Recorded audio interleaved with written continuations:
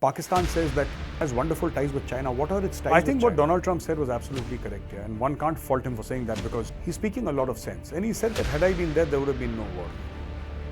The problem in America, Americans have not become a superpower by being emotional. They don't care if Pannu lives or not. Yeah, you think the Americans care about Pannu? All this thing about freedom. Jai friends, I'm Major Gaurav Arya and you're watching the Chanakya Dialogues English. Like this video, subscribe to our channel and don't forget to press the bell icon. There is news from Israel and Benjamin Netanyahu, Prime Minister of Israel, has ruled out any ceasefire or stopping of the war before elimination of Hamas. And here are a few headlines for you. Prime Minister Netanyahu declares no ceasefire in Gaza until the elimination of Hamas. Point number one. Point number two, objectives include eliminating Hamas, releasing hostages and ending the threat from Gaza. Very important. This third point is extremely important because this will be for the future also. You know, eliminating Hamas, once it's done, it's done. Releasing hostages, once it's done, it's done. But there could be future threats from Gaza. So ending the threat from Gaza. Number three, Hamas chief Hania in Cairo for talks with Egyptian intelligence on a possible truce. UN Security Council to vote on a resolution for a pause in conflict. Nobody cares about the UN Security Council any longer. And Netanyahu asserts ongoing attacks on Hamas militants everywhere in Gaza.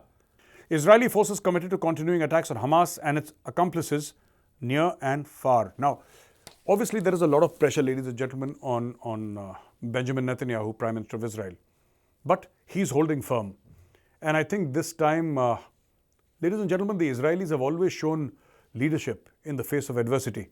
Whether it's Golda Meir long back or Benjamin Netanyahu now in 2023. I mean, they might have their political differences in their country. They might have, vicious political infighting. But when it comes to Israel, when it comes to national security, then all of them are absolutely united. And there is no getting past them.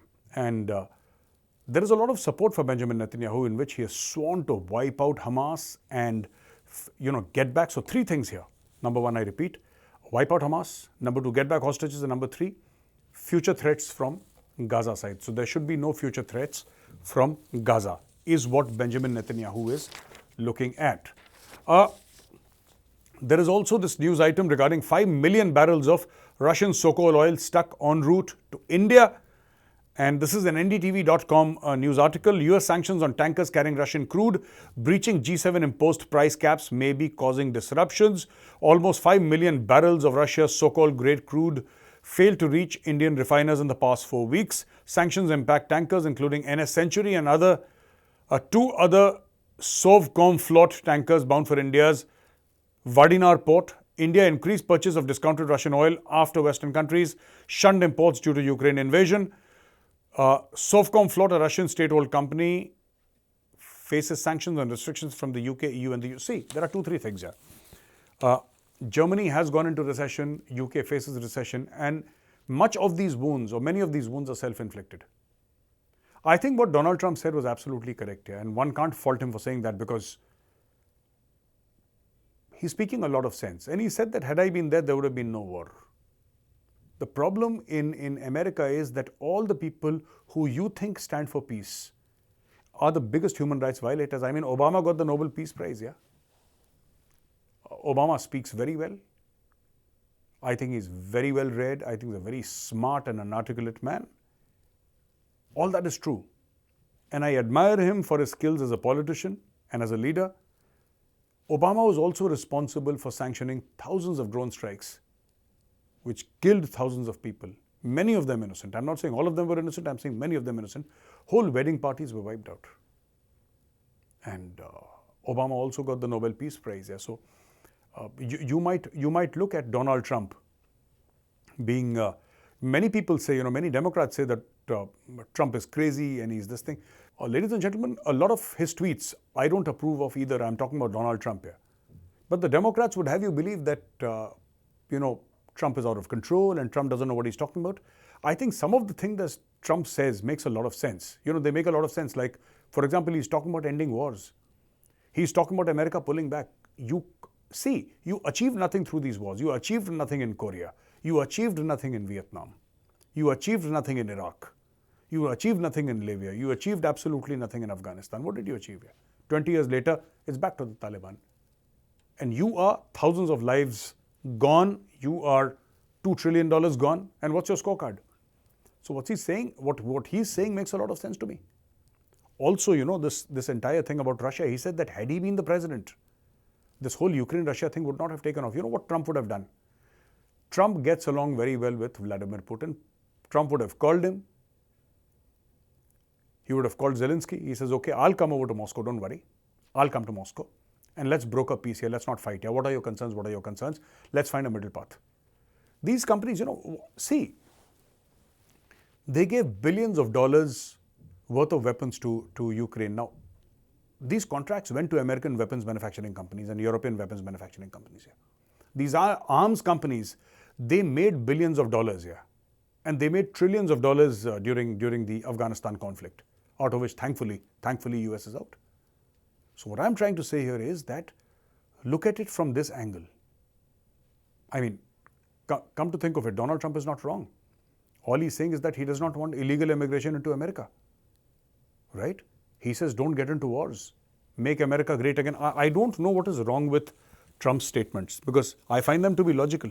Sometimes I don't agree with Trump, but mostly I've thought about it and I think he makes a lot of sense. And this is exactly, they're saying that Russia can't sell oil above a certain price per barrel. It's not impacted Russia, but it's hammered Europe into submission. It's really impacted Europe. America can get its oil from so many other places. Europe has limited choices. For them, the easiest option is Russian oil. Another story is that, Prime Minister Modi, regarding this whole Gurpatwant Singh Pannu, the attempt to kill and all that, and Prime Minister Modi has come out with a statement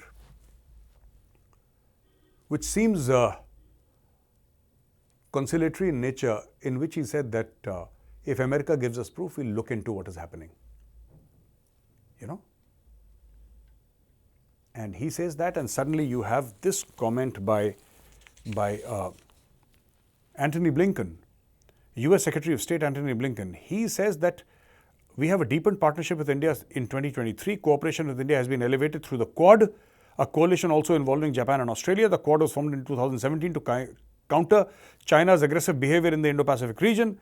President Joe Biden hosted Indian Prime Minister, all of that. So, in this entire diplomatic jing-bang between India and the US, what is happening is that India has said, okay, we'll look into it, don't worry. And there is America, which is saying that, we have a very deep relationship with India. So this is America telling the world that whatever happens to Pannu, I mean, we might have words with India on the side and India might have words with us on the side. A few words here and there. What's going on? You shouldn't be doing this. No, we didn't do that. All that is fine. But we are not about to let go of India. And see, Americans have not become a superpower by being emotional. They don't care if Pannu lives or not, yeah. You think the Americans care about Pannu? All this thing about freedom and all that, that's all nonsense, yeah. They don't believe in all that. You've seen their actions all over the world. Do you think Americans believe only in their own freedom? They don't believe in anybody else's freedom at all. But if you look at it the other way, the Americans will use Pannu to try and pressurize India. And India will refuse to get pressurized because India cannot be pressurized. But I think they'll find a middle path. So this is something that is very heartening. We see positive sounds coming out of both India and the United States of America. Now, ladies and gentlemen, speaking of America, we have the Pakistan Army Chief in America and he's made certain sounds. I'm not saying he's given certain statements, I'm saying he's made certain sounds. He says Pakistan is a country of consequence, both from geopolitical and geoeconomic perspective. You hope. Now, Pakistan is a country of no consequence, both geopolitically and geoeconomically, and I'll tell you why. If it was a country of consequence, why is it begging for $1 billion from everybody? Are beggars of any consequence? I don't understand. Pakistan seeks balanced ties with friendly countries. That's also not true. Pakistan seeks money from every country. It does not seek ties with any country. It has no ties with any country. Pakistan says that it has wonderful ties with China. What are its ties with China? Chinese money, that's all. Ties are from both sides, yeah? A relationship with both ways. What has Pakistan given China? Except for access. I mean, there is nothing that Pakistan brings to the table. in its relationship with any country so far. Pakistan desires to broaden bilateral ties with the US. No, that's not true. There are no bilateral ties with the US. There is nothing bilateral. You have an army for hire. The Americans pay you money. Your army goes and fights like a band of mercenaries. What is bilateral? I don't understand. All these Pakistanis, they use these words. They use jargon. And they think that it suffices for geopolitics or diplomacy. Just the use of jargon, Bilateral relations. What is so bilateral? What is Pakistan a big market? Is Pakistan a prosperous country? Does Pakistan have oil? Does it have software? Is it an expert in AI or data? Is Pakistan an automobile manufacturing hub? Does it have a space program? I mean, what is bilateral between America and Pakistan? Except for the fact that America may want drone bases from Pakistan, and Pakistan will say, give us money and we'll give you drone bases. Now, if you want to call that a bilateral relationship, God bless you. And then Kashmir is an internationally accepted dispute. Jalna se Munir, please shut up. You're beginning to bore all of us. Pakistan wishes to develop as connectivity hub gateway to Central Asia. Again, big fraud. Pakistan is not a gateway to anywhere. It is just that Iran is under sanctions, and if people have to go to Afghanistan via the sea route, they have to take Pakistan. Let's say the Americans come again, or they want something in Afghanistan, they have to go through Pakistan because they don't get along with the Iranis and they're shooting at each other many of the times. It has to be the Pakistanis. Pakistanis are sold out. Americans find it convenient, pay the Pakistanis, get rid of all these things and just go where you want to go. Otherwise, China does not need Pakistan to get into Central Asia. China has a border with Central Asia. Iran does not need Pakistan. Iran has a border with Central Asia. And the third country is India. India already has the Chabahar port in Iran. So India does not need Pakistan to get into Central Asia. So what connectivity, what hub? What are they talking about? Which country? And if they're talking about independent connectivity, then it's only China with the China-Pakistan economic corridor. Iran does not need them. Iran has its own seaport. And this entire north-south corridor, which India is a part of, and this entire thing, the railway lines and shipping lines going from India and reaching all the way to Western Europe, of which Saudi Arabia is a part, of which Israel is a part. I mean, come on. Pakistanis, those days of your so-called geopolitical importance, those are dead, Those days are gone. Welcome back to reality. Nobody needs you. And, so much of big talk. I mean, so much of big talk. And what is funny is that Pakistan expressed commitment to fight against terrorism. Shut up. You are terrorists. How can you fight against terrorists? You are the real terrorists. And all these words and all this drama happening in Pakistan that we'll do this and geopolitics and connectivity and geoeconomics and this and that. And in the end, the news is World Bank approves a loan of 350 million for Pakistan. And the other news is the Asian Development Bank signs a 1.2 billion loan agreement with Pakistan. That's it.